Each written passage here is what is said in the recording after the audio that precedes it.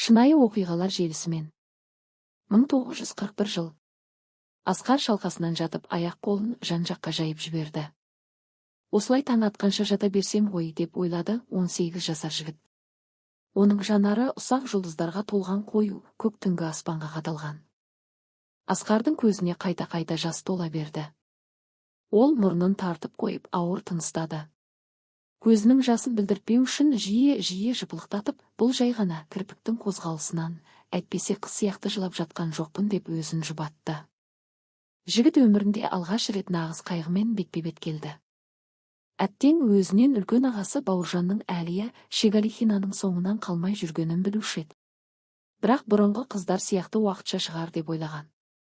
Бұрын екі ағалы інілі көрші көшедегі қара көз сұлу Катипаға екеуі бірдей ғашық болған еді. Тіпті араларында бәсеке де болды.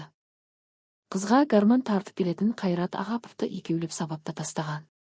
Кейін белшесінен түсетін жирен бұрымы бар Тәттігүлді екеуі де ұнатып қалды. Ол бірде Асқарға, бірде Бауыржанға көз қысатын. Екі жігіттің басын айналдырған сұлу үшін олар ұрсысуды ойлаған да жоқ. Брагиндер әулетінің ұлдары тез ғашық болғанымен бала кезден тату еді. Аралары бірақ жас, сондықтан құрдас сияқты өсті. Бірақ Бауыржан бәрібір үлкені. Ауылдың бір сұлуы біреуінің басын айналдырса, ол екіншісі үшін құпия болмайтын. Махаббаттары туралы бірден айту керек деген жазылмаған заң бар еді. Қалайша? Ол менің оны сүйетінімді білді ғой, деп айқайлады түнгі аспанға Асқар. Көкірегіндегі ауырсыну басылмай, жасы сорғалап аға берді. Жігіт өзін тоқтатқысы келгенімен болмасын түсінді де, бетін басып балаша еңіреп жылап жіберді. Бұрын соңынан жүгірген қыздардың бірі де ол үшін маңызды емес еді. Ал қазір Асқардың бүкіл ойы Әлияда. Ол оның жүрегіндегі жалғыз жан еді. Асқар мен Бауыржан Брагиндер әрқашан бірге жүретін. Ағайындылар бір-біріне аса ұқсамайтын. Аққұба Бауыржан шешесі жағына тартса, қара шашты Асқар әкесінен аумай қалған. Мінездері де әр түрлі. Үлкені батыл болса, кішісі ұялшақ, ойшыл. Десе де олар ажырамас дос әрі бір-біріне әрқашан қорған болды. Бірде анасы Бауыржанды ауыл шетіндегі Нағима әжесіне бақша жұмыстарына көмектесуге жұмсады. Ол кезде оның жасы 7-де еді, ал Асқар соңынан қалмай еріп алды. Бірақ әжесінің үйінде ешқандай қызық болмайтынын түсінген кішкентай Асқар біртіндеп қалып қойып, таныс балалармен бұзақылық жасауға кетті. Кет, кішкентайларды алмаймыз, деп айқайлады 8 жасар басшысы болады. Мен кішкентай емеспін, деді Асқар батыл түрде. Өзеннен өзім жүзіп өтемін, қоршаудан да секіріп өте аламын. Қоршаудан дейсің бе? Деп мысқылдады болады. Балалар, Асқар Брагин бізге қосылғысы келеді. Кішкентай емеспін дейді. Онда дәлелдесін, деді алдыңғы тісі жоқ Сәкен. Сәкен тісі жоқ жерден өте шебер түкіретін. Сөзін растау үшін ол солай бір түкіріп еді, Асқар оған таңдана қарап қалды. Дәлелдеймін, деді бала барынша сенімді дауыспен. Шіркін, мен де Сәкен сияқты түкіре алсам ғой. Бірақ менде ондай тесік жоқ қой. Болат мысқылдап күліп, баланың иығынан басып, жасыл қоршаудың артында кім тұратынын білетінін сұрады. Анау ескі шатырлы үй ме? Деп көрсетті Болат. Білемін, деді Асқар сыбырлап. Онда Ғабит атай мен оның жынды кемпірі тұрады. Дұрыс, деді Болат қарқылдап күліп. Ендеше сол қоршаудан аттап өтіп терезесін қақ. Ғабит атай үйде жоқ. Бізге әлгі кемпірін шығарып бер. Асқардың төбе шашы тік тұрды. Балалардың оны жаман іске итермелеп жатқанын түсінді. Үлкендерге ергеніне өкінді, бірақ артқа жол жоқ еді. Қорқақтық танытса өмір бойы масқара болады. Асқар қоршаудан оңай секіріп өтті, бұл оған батылдық берді. Аулада ит үріп жатты, бірақ оның байлаулы екенін көрді. Артына қараса, балалар оған мақұлдаған ишара жасап тұр екен. Асқар жерден тас алып терезеге лақтырды. Ит жанын сала үрді. Бірақ шағылған терезеден шыққан айқай бәрінен де қатты естілді. Ойбай, қорқынышты-ай, деп ойлады Асқар, аяқтары дірілдеп. Терезеден қорқынышты сұлбаны көргенде, ол бар даусымен айқайлап ауладан қаша жөнелді. Артынан балалардың қарқылдаған күлкісі естілді. Кейін белгілі болғандай, көршілер баланың қоршаудан секіріп өткенінде, жынды Марфуғаны мазалағанын да, терезені шаққанын да көріп қойыпты. Әрине, бәрін Ғабит атайға айтып берген, ал ол Брагиндердің үйіне келді. Үйге келген соң Асқар бар қорқыныш артта қалды деп ойлады. Кешке ол ағасына өзінің қандай батыр болғанын, Болат пен Сәкеннің оны мақтағанын айтып берді. Ақымақсың сен, Асқар, деп басын шайқады 7 жасар Бауыржан. Батылдықты осылай дәлелдей ме екен? Ғабит атай бәрін біліп қояды, сосын не болатынын білесің бе? Деді ол інісінің көзіне тура қарап. Сол сәтте ғана бала бұзақылығының жазасыз қалмайтынын түсінді.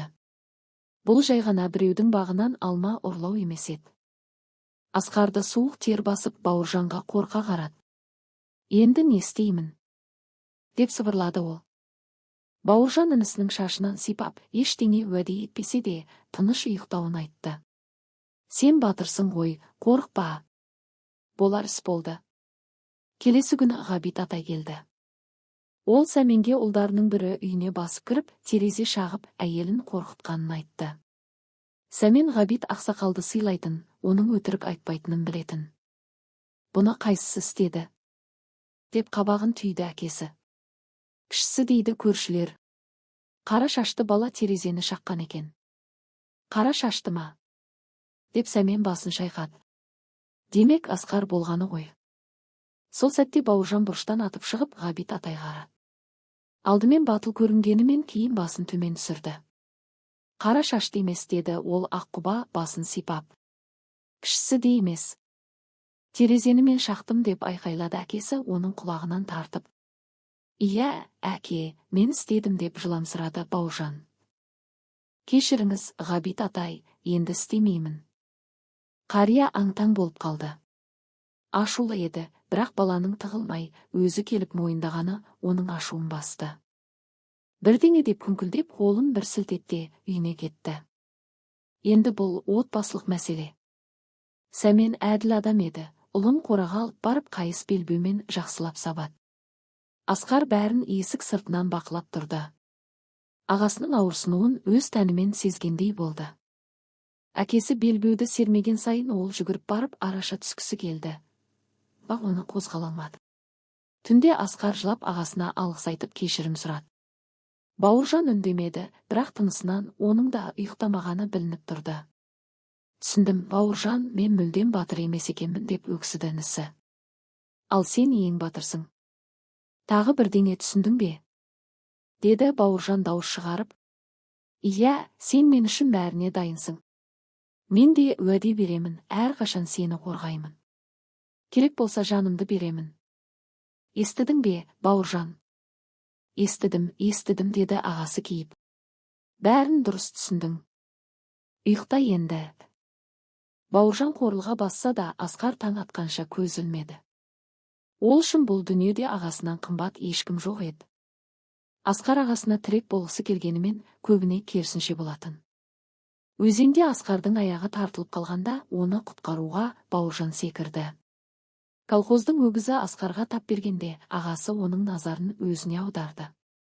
Тек оқу жағынан інісі озық болды, сондықтан Бауыржанның бүкіл тапсырмаларын Асқар орындап беретін. Олар бір-бір үшін төбелесетін, және сөзсіз сенетін. Кейде бір қызға ғашық болып қалса да, достықты жоғары қоятын. Брагиндердің достығын ештеңе бұзалмайтындай көрінетін. Бірақ Әлия Шегалихина бәрін өзгертті. Олар көрші тұратын, Әлия бала кезде олармен бірге ойнап өскен. Сосын бір сәтте ол сұлу бойжеткенге айналды. Әлия қандай сұлу болып кеткен деді бірде Асқар балық аулап отырып.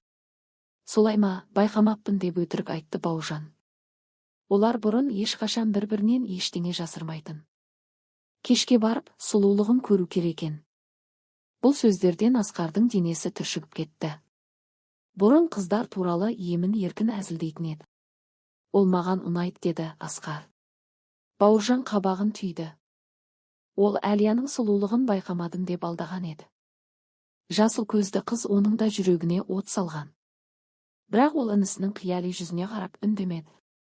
Алайда Асқардан жасырын Әлияға гүл сыйлап, жәрмеңкеден сыйлықтар әкеліп жүрді. Сол кезде ағайындылар арасына алғаш рет суықтық түсті. Ұрсыспаса да бұрынғы сенім мен жеңілдік жоғалды. Асқардың ішін бір құрт кеміріп жатқандай болды. Бірде Асқар ағасының ең жақсы көйлегін киіп, сәнденіп жатқанын көрді. «Қайда барасың?» деп сұрады ол жүрегі дірілдеп. «Әлияға», деді Бауыржан батыл түрде. «Жетті енді, інісі де білсін». Асқардың жұдырығы түйілді. «Барма», деді ол ақырын. «Аға, барма». «Неге бармаймын?» деп күлді Бауыржан. «Әлия көрікті қыз, ол маған ұнайды. Мен оны сүйемін», деді Асқар. «Соншалықты сүйемін, ұйқымен астан қалдым». «Бұл жолы артық кеттің, бауырым», деп Бауыржан оның маңдайынан шертіп қалды. Бұрын да солай істейтін, бірақ бұл жолы Асқардың жанына қатты батты. Ағасына тап бермеу үшін өзін әрең ұстады. Асқар өзіне де ашуланды. Ағасы қыздармен тіл табысуға шебер еді. Ал Асқар сезімі жоқ қыздарды тез қаратқанымен нағыз махаббат келгенде сасып қалатын. Ол Әлияға тек сырттай қарап күрсінетін. Бірде үйге келсе, бүкіл отбасы дастархан басында отыр екен. Бауыржанның жанында Әлия отыр, жүзі балбұл жанады. «Шаршаған шығарсың, балам, отыр», деді әкесі. «Бізде мереке». «Қандай мереке?» деді Асқар дауысы дірілдеп. «Мен үйленемін, бауырым», деді Бауыржан көзін қысып. Асқар тұманның ішінде жүргендей құттықтау сөздерін айтты. Бұл кешті қалай өткізгенін өзі де білмейді. Бәрі тараған соң, ол далаға қашып шығып, шөптің үстіне құлай кетті. Өкіріп жылады. Сол сәтте ол алғаш рет ағасына өлім тіледі. Бір апта өтпей Ұлы Отан соғысы басталды. Сәмен мен Бауыржан майданға аттанды, ал Асқар жалғыз тракторшы болғандықтан ауылда қалды. Қоштасқанда ағайындылар бір-бірін суық құшақтады. Алғашқыда Асқар тек анасының денсаулығын ойлады. Бауыржаннан хабар келмей кеткенде Әлия үйлеріне жиі келіп тұрды. Асқар оны жұбатып, бәрі жақсы болатынын айтатын. Бірақ бірде Әлия оған көз қысып, «Сен өзің үйленуді ойламадың ба?» деп сұрады. Асқар оның бұл қылығынан шошып кетті. «Сен ағамның қалыңдығысың, бұлай сөйлегенің жарамас», деді ол. «Бәлкім, ол тірі емес шығар», деді Әлия. Асқар оған ашуланып, «Менің ағам тірі», деп айқайлады. Ол Әлияны әлі де сүйетін, бірақ ағасы ол үшін қымбатырақ екенін түсінді. 1943 жылы Сәменнің қазасы туралы қара қағаз келді. Анасы Валентина қайғыдан төсек тартып жатып қалды. Көп ұзамай Бауыржаннан хат келді, ол жараланғанын, бірақ тірі екенін жазыпты. Анасы бұл хабарды естіп үлгермей қайтыс болды. Асқар бұдан былай ауылда қала алмады. Ол төрағадан рұқсат алып майданға аттанды. Егер біреуіміз аман қалсақ, ол Бауыржан болсын деп тіледі ол. Асқар соғыста батыл шайқасты. Жеңіс қарсаңында ол госпитальға түсті. Дәрігерлер оның аяғын сақтап қалу қиын екенін айтты. Ол ес-түссіз жатқанда түсінде ылғи ағасын көретін. Оянғанда қасында шынымен Бауыржан тұрғанын көрді. «Бауыржан», деп сыбырлады ол. «Асқар, бауырым, сені құшақтауға рұқсат бермей жатыр». Бірақ тұрған соң сүйегің сықырлағанша құшақтаймын, деді. Дәрігерлер Асқардың аяғын сақтап қалды. Ағайындылар ауылға бірге оралды. Әлия оларды күтпеген екен, ол ауылнайдың әйелі болып, балалы болып үлгеріпті. Бауыржан бұған ренжімеді, «Қайта мені масқарадан құтқарғаныңа рахмет», деді. Олар ата-анасының үйін жөндеп колхозда жұмыс істеді. 2 жылдан соң Бауыржан Зоя есімді мұғалімге, ал Асқар өзін бала кезден ұнататын Анютаға үйленді. Брагиндер әулеті тату-тәтті ғұмыр кешті. Менімен бірге соңына дейін болғандарыңыз үшін рахмет. Достар, әңгіме ұнаған болса, лайк басып, комментария жазып, тіркеліп кетуді ұмытпаңыздар.